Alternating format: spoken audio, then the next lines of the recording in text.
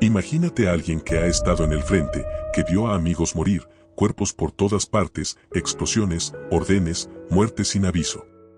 Esa persona regresa, pero parte de la guerra se quedó dentro. ¿Qué ocurre si entre balas y heridas invisibles nace una tragedia personal que luego se vuelve tragedia ajena? Hoy verás 5 casos de veteranos que lucharon de verdad, pero que luego cruzaron límites terribles. No para juzgar con liviandad, sino para preguntarnos qué hacemos como sociedad con quienes llevan esa carga insoportable. Esto es Mundo en Guerra. Cuando el ser humano vuelve este mundo terrenal en el mismísimo infierno. Caso 1. Robert Bells. Guerra en que combatió, Afganistán, en la provincia de Kandahar. Lo que hizo, fue soldado del ejército de los Estados Unidos, con rango de sargento. En marzo del año 2012, asesinó a 16 civiles afganos e hirió a 6 más, en lo que luego se conoció como la matanza de Kandahar. Contexto psicológico. Militar. Algunos informes hablaron de tensiones acumuladas, posibles efectos de la guerra, aunque él mismo se refirió a lo sucedido como un acto de cobardía. Reflexión. Es un caso donde alguien con entrenamiento militar, posiblemente con exposición al estrés de combate, rompe todas las normas morales. ¿Cómo se acumula el peso del combate, de la distancia moral, de la culpa? ¿Cuándo deja de servir la obediencia como justificación y empieza a ser responsabilidad personal? Caso 2. Glenn Allen Lawrence. Guerra en que combatió, Afganistán, formando parte del ejército de Estados Unidos.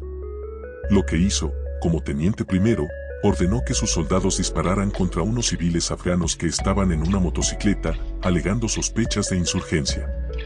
Fue condenado por asesinato no premeditado de 2 civiles afganos, entre otros cargos. Consecuencias legales, fue sentenciado a 20 años de prisión, aunque más tarde recibió un perdón. Reflexión. Este caso plantea preguntas muy duras sobre el juicio en el campo de batalla, la distinción entre amenaza real y percepciones erradas, sobre órdenes, sobre estrés, sobre miedo.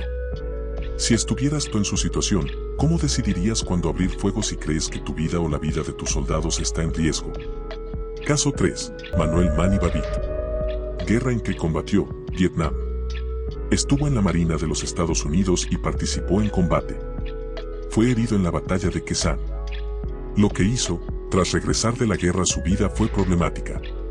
En 1980 comete un robo que termina en asesinato de una mujer anciana, Leah Shando, durante un robo. También hubo agresión sexual, secuelas mentales, PTSD, reclamadas en su defensa. Consecuencias, fue ejecutado por inyección letal en 1999. Sus últimas palabras tuvieron cierto tono de perdón, de conciencia del dolor de su víctima. Reflexión. Babbitt ilustra cómo el daño físico y psicológico de la guerra puede persistir muchos años, y cómo fallos en atenderlo pueden llevar a tragedias. Si tú padecieras recuerdos insoportables, pesadillas, heridas que no sanan, ¿cómo te gustaría que reaccionara el sistema de justicia, la salud mental, tu comunidad? Caso 4. John Allen Muhammad. Guerra en que combatió, fue veterano de la Guerra del Golfo. Lo que hizo, se convirtió en el famoso DC Snapper, condenado por asesinar a 10 personas en la región de Washington. Sus víctimas eran elegidas al azar. Trayectoria tras la guerra, se reportó que volvió diferente, que su personalidad se volvió más retraída, más violenta, con cambios fuertes. Se diagnosticó trastorno de estrés postraumático, PTSD. Reflexión. Este caso plantea cómo alguien que luchó, que sirvió, puede volver con heridas invisibles que dañan tanto como cualquier herida física. ¿Tú crees que el apoyo psicológico tras el servicio debería ser obligatorio para todos los veteranos, no solo los que lo piden? Caso 5. Avi Ray Roth.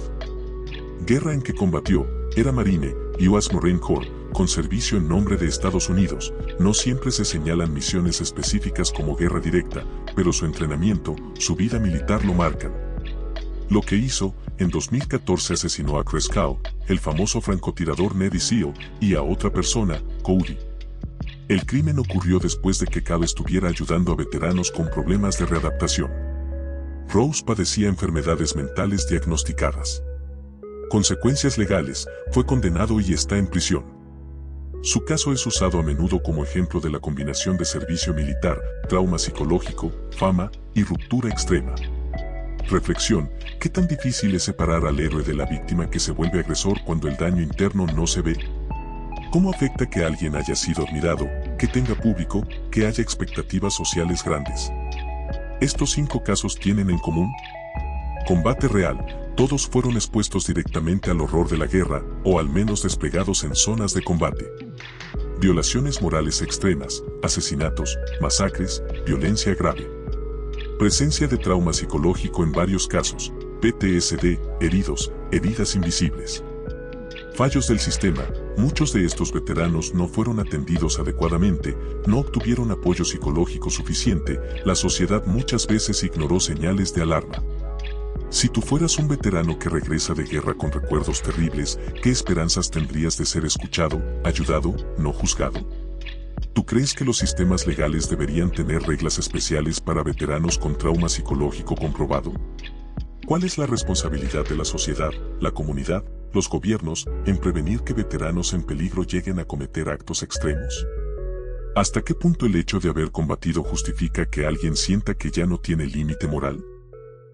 La guerra no es solo lo que sucede ahí afuera, continúa dentro de quienes la vivieron. Estas historias reales demuestran que matar, asesinar, cruzar fronteras de crueldad, no surge de la nada, nace del dolor, de la soledad, del silencio, del estigma, también del olvido. No es suficiente honrar uniformes o celebrar con marchas, es urgente que atendamos las heridas invisibles, que proveamos espacios reales de cuidado, de escucha, de reconstrucción moral. Porque los veteranos no son solo soldados, son seres humanos con cicatrices que a veces no vemos, pero que laten y duelen. Y si tú te encuentras con alguien que ha combatido, que cargó con la guerra, que habla de terrores nocturnos, de culpa, de insomnio, no des la espalda. Extiende la mano, pregunta, ofrece ayuda, exigí que reciba soporte psicológico, terapias, comunidad. Porque evitar que ocurra otra tragedia puede depender de que alguien decida creer, escuchar, responder. Al fin y al cabo, ningún servicio militar justifica matar civiles, ninguna medalla borrará un crimen, pero la construcción de una sociedad compasiva puede salvar muchas vidas que hoy todavía tiemblan silenciosamente. En nuestro próximo video, ¿qué significó la Guerra Fría? Esto es Mundo en Guerra.